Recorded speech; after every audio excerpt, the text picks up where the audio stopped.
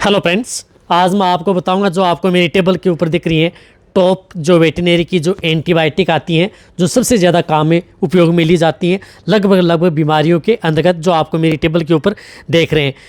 तो आज इनके बारे में मैं बताऊंगा। वैसे आने के लिए तो बहुत सी ऐसी एंटीबायोटिक आती हैं, अनगिनत एंटीबायोटिक हैं, लेकिन ज़्यादातर जो ये टॉप वेटनरी एंटीबायोटिक होती हैं जिनको रेगुलर जो केस आते हैं उनके अंतर्गत इस तरह की यदि पशु में दिक्कत हो जाती है तो उपयोग में लिया जाता है। इनके बारे में आज आपको मैं डिटेल से बताऊंगा कि ये क्या काम करती हैं, कितनी डोज देनी चाहिए। वैसे जो जितने भी जो ये एंटीबायोटिक हैं इनके बारे में आपको डिटेल से बताया जाएगा, इसलिए वीडियो लंबी भी होगी तो वीडियो को आप स्किप करके मत देखना, वीडियो को पूरी देखना। वीडियो पूरी देखेंगे आपको पूरा प्रॉपर नॉलेज मिल जाएगा। सबसे पहले तो मैं बताता हूँ आपको जो सबसे ज़्यादा प्रयोग में ली जाती है हर जो वेटरनरियन है उसके बैग के अंतर्गत जो मेडिसिन बैग है उसके अंतर्गत आपको ऑक्सीटेट्रासाइक्लिन एंटीबायोटिक ज़रूर मिलेगी।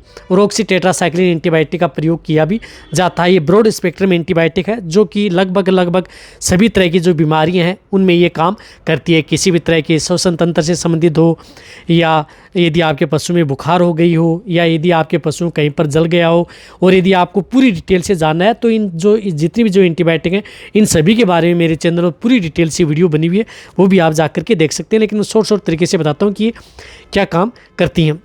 रही बात जिस प्रकार से ऑक्सीटेट्रासाइक्लिन है, इस एंटीबायोटिक इंजेक्शन का उपयोग इसकी डोज होती है जिस प्रकार से लार्ज एनिमल्स में 20 ml से लेकर के और उस पशु की स्थिति को देखते हुए इसकी डोज बढ़ाई भी जा सकती है। स्मॉल एनिमल्स में आप 5 से 7 ml इंट्रामस्कुलर, इंट्राविनस, सबकट तीनों रूट से लगाया जाता है। बट ये जो एंटीबायोटिक है ये एंटीबायोटिक आप प्रेग्नेंट पशु हैं उनको न लगाएं, नॉन प्रेग्नेंट है उन पशुओं को ये आप एंटीबायोटिक है इंजेक्शन का प्रयोग किया जाता है। इसी तरह से एंटीबायोटिक आती है जिस प्रकार से स्ट्रेप्टोपेनिसिलिन, जिसे हम DCR भी बोलते हैं, जिस प्रकार से 2.5 ग्राम है, ये 5 ग्राम है, तो ये DCR है स्ट्रेप्टोपेनिसिलिन एंटीबायोटिक। ये भी यदि आपके पशु में इस प्रकार की दिक्कत है जैसे डायरिया है, डिसेंट्री है, या यदि आपके पशु में किसी भी प्रकार की और कोई दिक्कत हो गई है, घाव हो गया है, फोड़े फुंसी हो गए हैं, तो उनमें ये इंजेक्शन प्रयोग किया जाता है। उसके अंदर भी आपके पशुओं में अच्छा रिजल्ट देखने को मिलता है। वैसे DCR स्ट्रेप्टोपेनिसिलिन डिटेल से जा कर के देख सकते हैं, बार बार रिपीट नहीं करूंगा वरना ये कहेंगे कि सर इन सभी के बारे में वीडियो बनी हुई है तो आप यहाँ पर क्या बता रहे हैं। तो इसके बारे में तो जो बड़े पशु हैं जिनका बॉडी वेट 500 kg के लगभग है तो यहाँ पर ये जो 5 ग्राम इंजेक्शन है ये आप उसे ओनली इंट्रामस्कुलर, ये प्रेग्नेंट पशुओं को भी लगाया जाता है। जो स्ट्रेप्टोपेनिसिलिन है ये दोनों पशु प्रेग्नेंट व नॉन प्रेग्नेंट और जिनका बॉडी वेट थोड़ा कम है तो आप जिस प्रकार से ये 2.5 ग्राम है तो ये 2.5 ग्राम का प्रयोग किया जाता है। ये है तो इस एंटीबायोटिक का प्रयोग कर सकते हैं। डिटेल से जाना है तो इसी तरह से जो एंटीबायोटिक है जिस प्रकार से मोक्सल आता है ये जो 4 ग्राम है या 3 ग्राम के अंतर्गत आता है जिसके अंदर साल्ट है amoxicillin sodium and cloxacillin sodium injection. ये भी बहुत ज़्यादा प्रयोग की ली जाने वाली एंटीबायोटिक है पशुओं के अंतर्गत और इस एंटीबायोटिक का भी बहुत अच्छा रिजल्ट मिलता है। यदि आपके पशु में किसी भी तरह के श्वसन से संबंधित यदि रोग होंगे, निमोनिया हो गया या आपके पशु में जो मेस्टाइटिस है, थनेला रोग हो गया तो उसके अंदर भी इस एंटीबायोटिक जो इंजेक्शन है इस इंजेक्शन का प्रयोग किया जाता है। जो इस साल्ट की जो एंटीबायोटिक आती है इन एंटीबायोटिक का प्रयोग किया जाता है।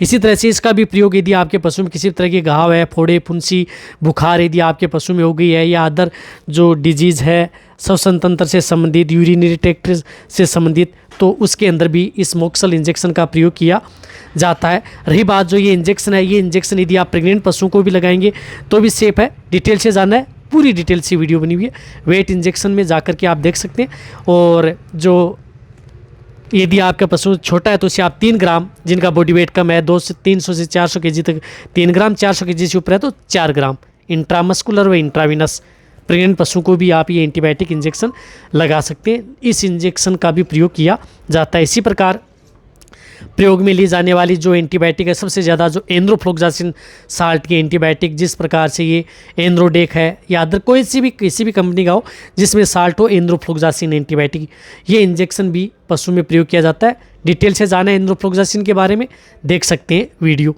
इस एंटीबायोटिक का भी प्रयोग यदि आपके पशु जिस प्रकार से आप ऑक्सीटेट्रासाइक्लिन एंटीबायोटिक प्रयोग लेते हैं जिस तरह के रोगों में, उसी तरह से एंड्रोफ्लोक्सासिन एंटीबायोटिक का भी प्रयोग किया जाता है। इस एंटीबायोटिक का आप यदि आपके पशु में पायोमेट्रा हो गया है, यदि गर्भाशय में मवाद आ गई है, सूजन आ गई है, तो इस दौरान भी आप इस एंटीबायोटिक को प्रयोग कर सकते हैं एंड्रोफ्लोक्सासिन को। और जो अदर डिजीज़ हैं, यदि आपके पशु में बुखार है, यदि आपके जैसे पशु में दस्त हो गया है, पेचिस हो गया है, तो उसके अंदर भी, और यदि आपके पशु में श्वसन से संबंधित किसी भी तरह के रोग हो, उनके अंदर भी एंड्रोफ्लोक्सासिन का प्रयोग किया जाता है। लार्ज एनिमल्स में इसकी डोज 20 ml इंट्रामस्कुलर, और जो छोटे हैं उन्हें आप 3 से 5 ml इंट्रामस्कुलर ये इंजेक्शन लगाया जाता है। रही बात ये इंजेक्शन प्रेग्नेंट पशुओं को जो यदि प्रेगनेंसी स्टेज में है तो इसका प्रयोग ज़्यादा नहीं किया जाता है, कम ही इसका प्रयोग किया जाता है। इसलिए आप इसको प्रेग्नेंट हैं तो उसमें न लगाएं, क्योंकि हालांकि इसके इस तरह के इतने कोई साइड इफेक्ट नहीं है, लेकिन फिर भी आप जो नॉन प्रेग्नेंट है उन पशुओं में आप एंड्रोफ्लोक्सासिन एंटीबायोटिक का प्रयोग अपने पशु में कर सकते हैं, किसी भी तरह की जो ये एंटीबायोटिक आती है।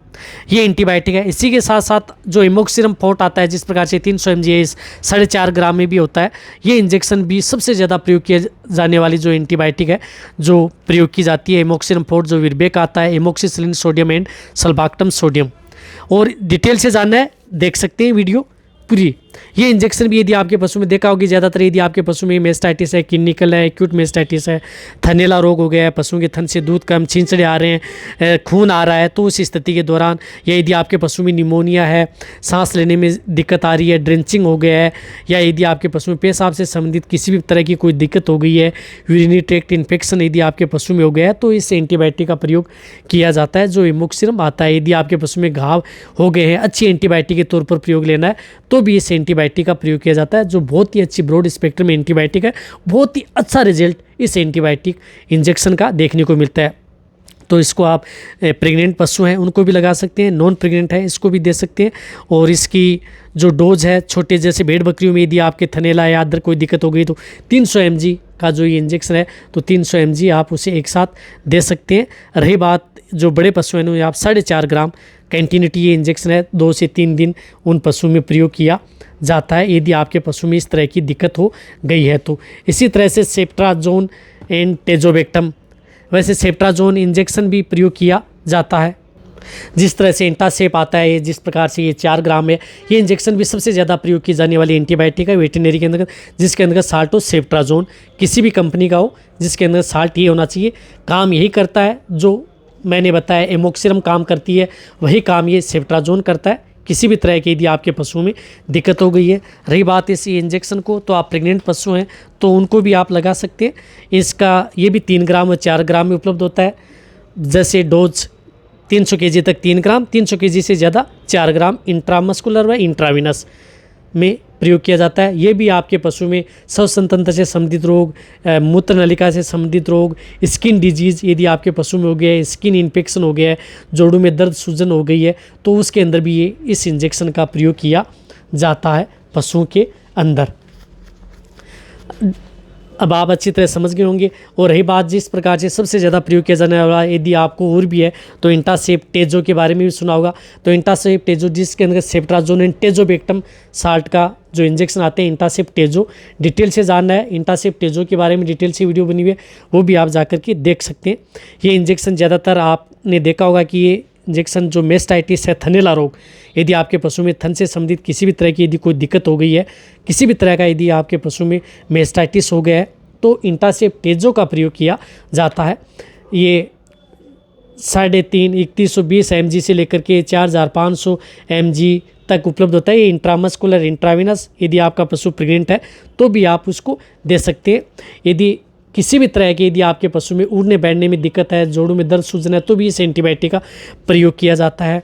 मूत्र से संबंधित, सांस से संबंधित और स्किन से संबंधित और थन में से संबंधित किसी भी तरह की बीमारी है तो इस इंजेक्शन का प्रयोग किया जाता है। रिजल्ट भी बहुत अच्छा मिलता है। जिन पशुओं का बॉडी वेट अच्छा है तो ये 4.5 ग्राम तक प्रयोग किया जाता है। इसी तरह से जो इंजेक्शन आता है, अक्सनल आता है, जिसके अंतर्गत साल्ट हो सेफ्टी फॉर सोडियम साल्ट का कोई भी इंजेक्शन हो जिसके अंतर्गत ये साल्ट हो, ये एंटीबायोटिक भी सबसे ज़्यादा प्रयोग की जाती है। जो यदि आपके पशु में पायोमेट्रा गर्भाशय में मवाद हो गई है, या आपके पशु में जिस प्रकार से मेट्राइटिस हो गया है, यदि आपके पशु में जेड निकालने के बाद में बच्चेदानी में इन्फेक्शन हो गया है, यदि आपका पशु बहुत ज़्यादा मवाद निकाल रहा है या अदर जो दिक्कत यदि आपके पशु में, तो एक्सनल इंजेक्शन जो पशु में लगाया जाता है जो वेजाइनल ड्रेसिंग के दौरान भी। डिटेल से जानना है, वीडियो बनी हुई है, वो भी आप जाकर के देख सकते हैं। इस इंजेक्शन को 1 ग्राम आता है, तो ये 1 ग्राम इंजेक्शन लगाया जाता है intramuscular only on per day के हिसाब से। लगातार 3 दिन तक इसका प्रयोग किया जाता है, बड़े पशु में भी और जैसे भेड़ बकरियों में भी, मुर्गियों के अंदर भी इस साल्ट की जो एंटीबायोटिक आती है इनका प्रयोग किया जाता है। तो ये भी सबसे ज़्यादा जो वेटरनरी की प्रचलित एंटीबायोटिक है जो है अक्सनल। इसी तरह से जो सबसे ज़्यादा प्रयोग किया जा रहा है एमसेप्ट, जिसके अंदर साल्टो सेप्टिजोक्सिम एंटीबायोटिक जो 2.5 ग्राम के अंतर्गत है, 250 mg के अंतर्गत इस इंजेक्शन का प्रयोग किया जाता है। यदि आपके पशु में थनैला रोग, इसका प्रयोग यदि आपके पशु में थन से संबंधित किसी भी तरह की कोई दिक्कत यदि आपके पशु में हो गई है तो इस इंजेक्शन का प्रयोग किया जाता है। और इस इंजेक्शन की डोज 2.5 ग्राम से लेकर के 3 ग्राम ओनली ऑन इंट्राविनस, ये थन के अंदर भी चढ़ाया जाता है और ओनली ऑन ये सिर्फ इंट्राविनस पशुओं की नस के अंतर्गत ही ये इंजेक्शन लगाया जाता है। एक बार लगने के बाद में ये इंजेक्शन 72 घंटे तक आप उस दूसरी डोज तब तक प्रयोग नहीं कर सकते हैं। यदि आपको इसके बारे में, यदि आपको और भी डिटेल से जानना है तो मैं आपके लिए लेटेस्ट एक वीडियो भी लेकर के आ सकता हूं कि एमसेप्ट, वैसे एमसेप्ट के बारे में मेरे चैनल पर वीडियो बनी हुई है, वो भी आप जा कर के देख सकते हैं। लेकिन थन से संबंधित यदि आपके पशु में रोग हो गया है तो मेस्टाइटिस के अंतर्गत इस इंजेक्शन का बहुत अच्छा रोल है। वीडियो ज़्यादा लंबी होगी इसलिए मैं आपको शॉर्ट तरीके से बता रहा हूँ कि ये इंजेक्शन इन रोगों में काम करते हैं। रही बात ये जो प्रेग्नेंट पशु हैं उनको भी दे सकते हैं, नॉन प्रेग्नेंट है उनको भी आप ये इंजेक्शन लगवा सकते हैं। ये जितने मैंने जो इंजेक्शन बताए हैं, सबसे ज़्यादा जो वेटरनरी के अंतर्गत सबसे ज़्यादा चलने वाली जो एंटीबायोटिक होती हैं सबसे ज़्यादा चलती हैं। इसके अलावा भी बहुत ज़्यादा और एंटीबायोटिक होती हैं, लेकिन वो अलग जो रियर केस आते हैं उसके अंतर्गत उस एंटीबायोटिक का प्रयोग किया जाता है। शुरुआती तौर पर ये एंटीबायोटिक ही लगभग बीमारियों में आपके पशु में ये काम कर जाती हैं।